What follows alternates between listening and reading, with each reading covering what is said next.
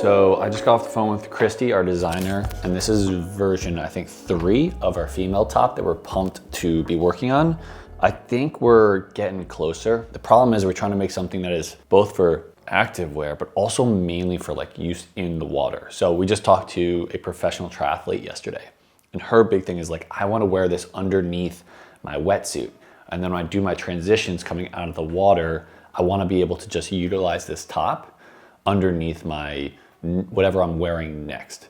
So it's a lot of trial and error because we are still a water sport brand.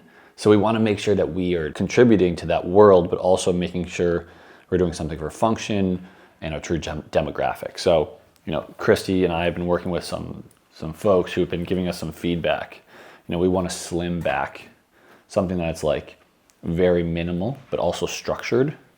But then the front has to have coverage, and we're working on like how much coverage we need to have around the side, and then how much like actual like airflow can get in and out, and also just, you know, structure. It's all like really minute. It's just like exactly what we did when we first launched the Drifties.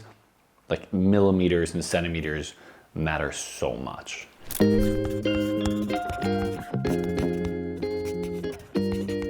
So even though after the holiday season, it's technically our slow season, but I've actually been working behind the scenes like crazy on a huge operational change for us, where we are switching our fulfillment center from the one in San Diego to a new one up in LA.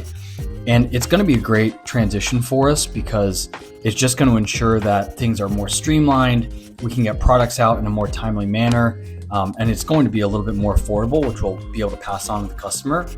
But, you know, the process it's so detailed. So we've had to audit all of our current inventory, make sure everything's synced up on the back end, shrink wrap it, put it on pallets and in cartons, label it for transit, and make sure that we're getting that freight shipped over to the new warehouse.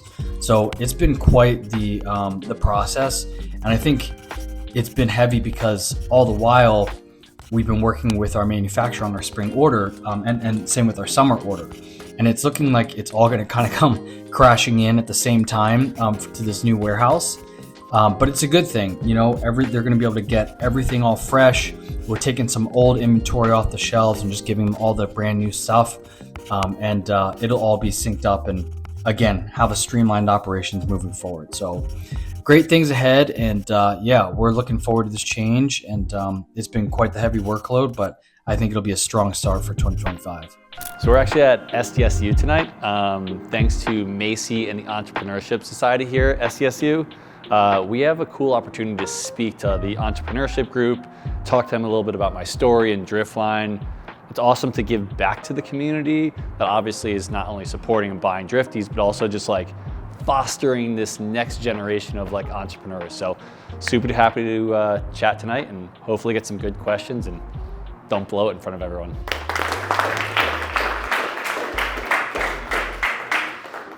What's up, guys? My name is Wes Horbatuk, and if you guys have to leave at any point, don't worry, I won't be offended. But I will say, if you're interested to learn more, we have like a YouTube docu-series that kind of goes through like the life of an entrepreneur and like what I'm doing to build this business from the ground up. So feel free to like subscribe on YouTube. Obviously, that's my plug right there.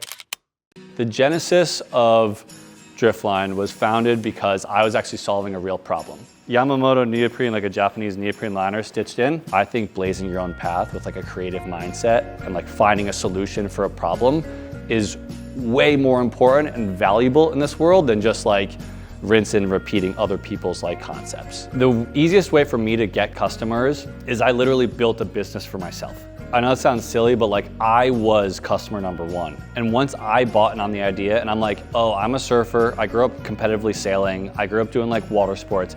I know this pain point. I can address it to anybody, and make sure you guys stick with that vision because that is what's going to drive the company, not like $100,000, which could go away like that.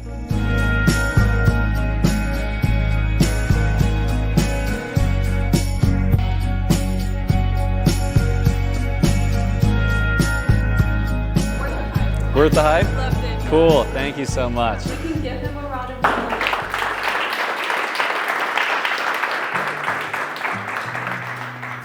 Dude, that was awesome. I'm not gonna have a voice for like a week. I talked to so many cool people, but it's humbling to have these kind of meetings and like speak to these people. The amount of like, I don't know, really good questions that people asked, and seeing like these entrepreneurs, like these young kids in college, like really be passionate and love their stuff and really want to like make a difference with their product or like find their own path. It's like really inspiring to myself and like reminds me why I do it. Not only to give back, but like selfishly to hear like why I started this thing in the first place. So I don't know, this was an amazing night. SDSU like really put it on for me. So thank you to them, but it was meaningful. I loved it.